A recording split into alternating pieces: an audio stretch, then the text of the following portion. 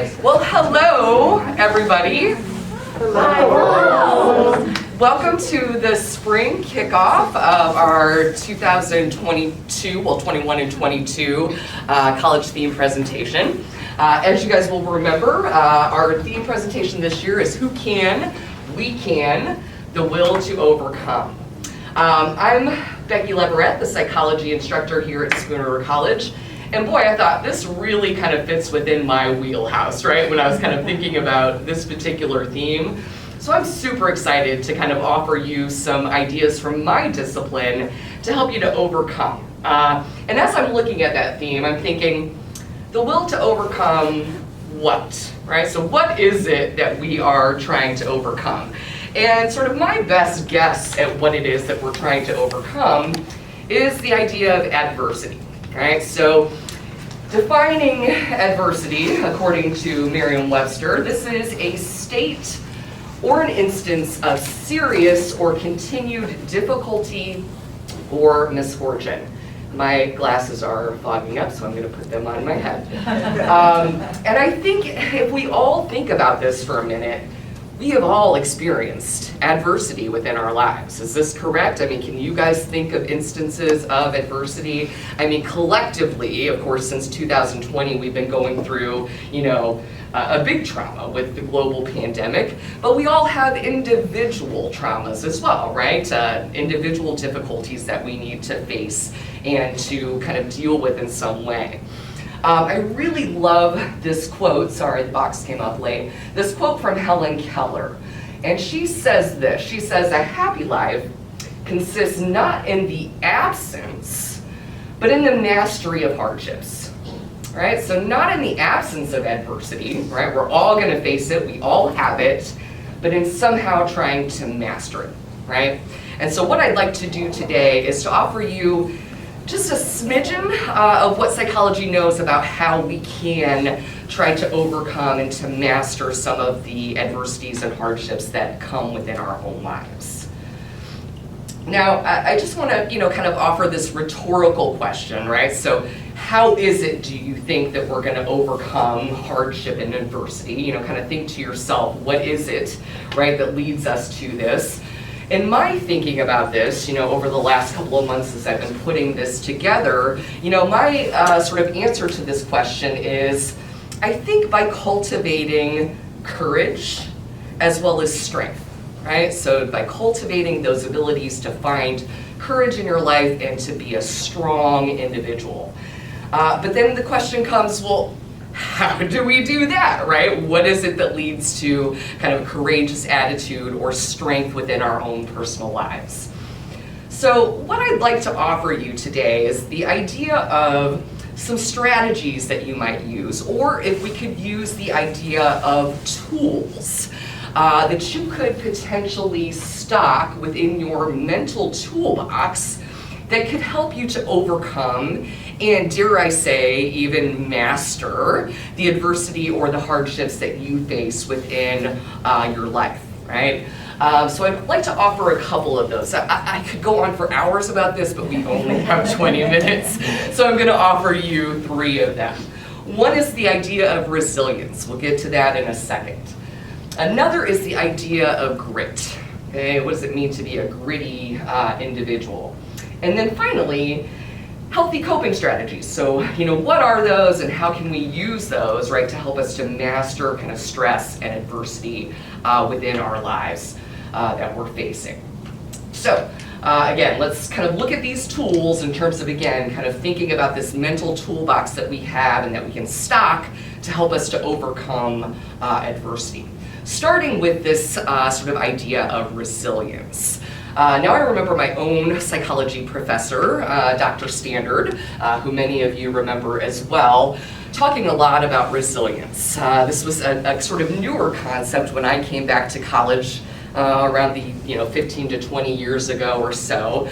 And this comes out of the positive psychology literature, where we're focusing on more positive stuff rather than the old Freudian negative, everything's bad about human beings, right?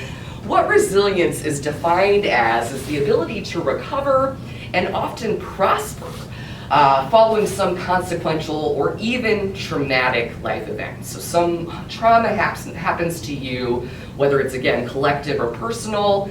You then have the ability to bounce back from that trauma, to come back and to keep trying, right? And the great thing about resilience, and we didn't know this at first when I was kind of being taught by Dr. Standard, is that this can be cultivated. This isn't something that you're born with, okay? So this is not a stable trait like, you're an introvert and you're gonna be fairly introverted the rest of your life. This is something we can grow, okay, by kind of using tips that are out there. How can we cultivate resilience? Let me give you just a couple of tips that come from the American Psychological Association. Fostering connections. This made me think of Doug's actual college theme presentation where he said we need a little help from our friends, right? To be resilient, right? We need to have those people around us that can hold us up and help us to come back. Try not to catastrophize. So something bad happens, don't think it's the end of the world and I'm never going to be able to get through this, right? Have a little bit more of a hopeful outlook. Accept that change is a part of life. This is difficult to do, right? But things do change and we have to sort of accept that cycle of life as it moves forward. Moving towards your goals. So figure out what your goals are and then moving towards them, right? Again, that's sort of that whole sort of idea of bouncing back. Keep on the lookout for things that help you to discover who you are as a person, right? So do things that are going to allow you to figure out who you are. And this is a lifelong process, right? I'm still trying to figure out exactly who I am as a person. This one's difficult for me because I'm a pessimist by nature, but I think Michael Maher talked about this in one of his college theme presentations. Maintaining hope, right? So again, going along with this idea of, not catastrophizing, but being hopeful about what the future brings. And finally, take good care of yourself, right? Do things that allow you to feel joy, to feel encompassed in a warm hug, right? To really take care of yourself as a person. So that's ways to cultivate resilience, one tool in the toolbox. The next tool that we have here is something called grit. So what does it mean to be a gritty individual? This is a new concept in positive psychology as well. It comes to us from a lady named Lisa Duckworth, I believe. She defines grit as possessing perseverance and passion for achieving long-term goals. So grit means you stick to it, right? You keep going, and that kind of goes along with bouncing back, right? Goes along with that idea of resilience. What we know from research, so here science is showing us some of the findings, some of the evidence about grit. We know that grit is associated with higher GPAs. All right, so the more gritty you are, the more stick to it you are in terms of your classes, your academics, typically the higher your grades are going to be. We find higher retention rates in jobs when people are gritty. And we also find long-lasting marriages as well, right? So grit is a great tool to keep in the toolbox to, again, kind of allow us to overcome adversity. I love this quote by, sorry, it's not Lisa Duckworth, it's Angela Duckworth. She says, use mistakes and problems as opportunities to get better, not reasons to quit. So don't give up, right? It's the basic message of grit. Keep going, keep at it, keep persevering. Now, to cultivate grit, right? What do we do to sort of get some of these gritty qualities? Well, first what you need to do, right, is you need to determine what your values and your passions are. Because if you don't, you're not going to want to work towards them, right? You got to figure out what matters to you, what you're passionate about, and then work towards that tirelessly. When I was thinking about this in terms of my own academics and when I came back to school, what my values and passions were all about were, first of all, taking care of my 3 little children, right?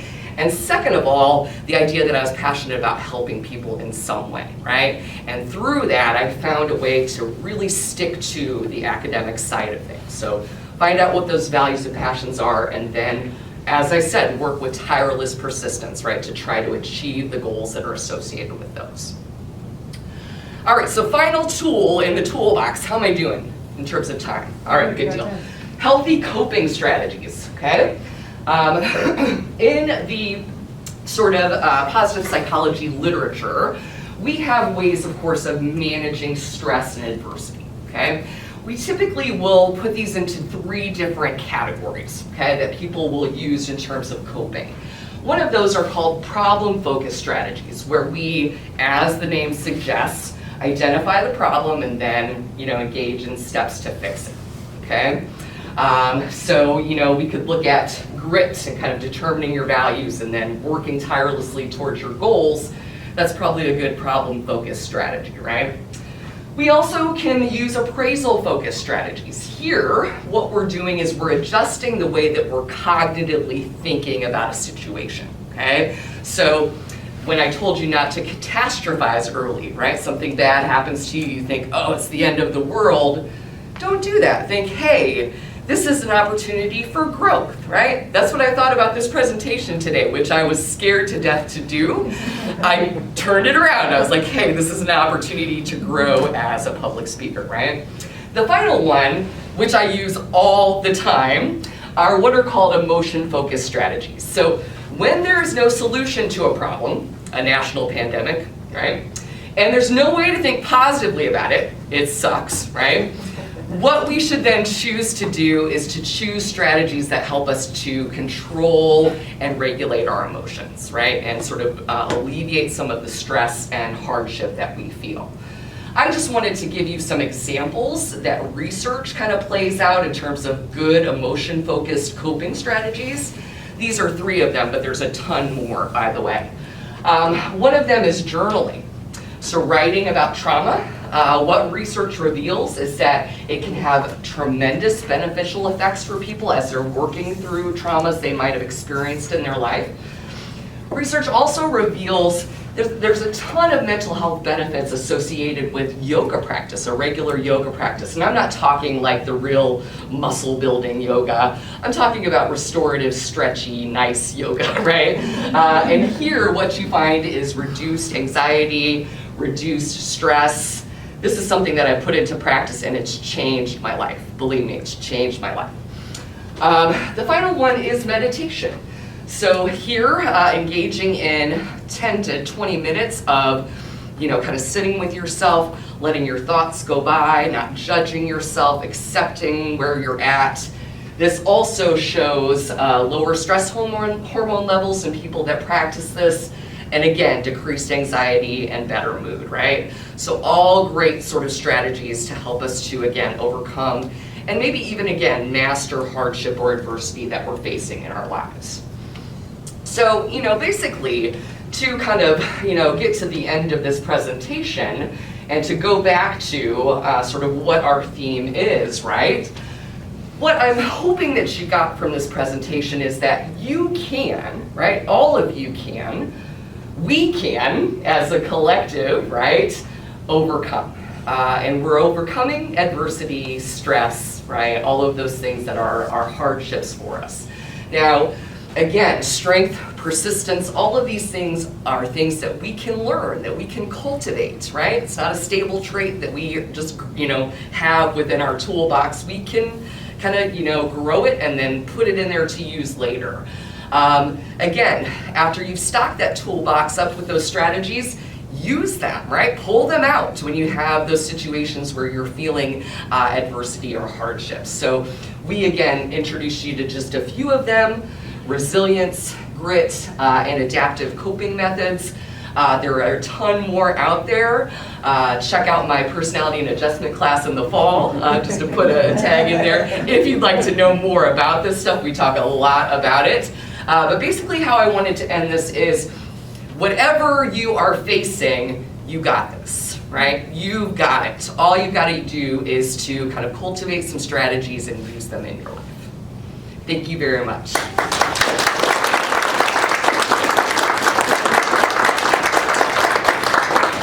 Do we have any questions? I don't know how. You aren't even at the 5-minute thing yet. You're good. Yeah. Do you think that there exists such a thing as toxic positivity? Absolutely. Doug, do you think I was too positive? Do you think I was displaying toxic positivity? I was seeing, references to positivity, and I don't disagree with that, but I've heard people talking more or less recently about the notion, the concept of a toxic, something that becomes maybe more of a hindrance to the good mental health we're talking about. Absolutely. I didn't know if you thought that was an actual thing. It is really an actual thing. As a person who struggles with, some mental issues, depression, anxiety, those types of things, when people tell me to snap out of it, yeah, that's a sort of toxic positivity. Just smile, Becky. Yes, just smile. just pull yourself out of it. You're Yeah. a reasonably well-rounded person. Why can't you deal with that? So yeah, I think we can cross the line into that toxic positivity. I think that's a really great question. Other questions? I'm smiling at you behind the smile. All right, well, thank you so much for showing up.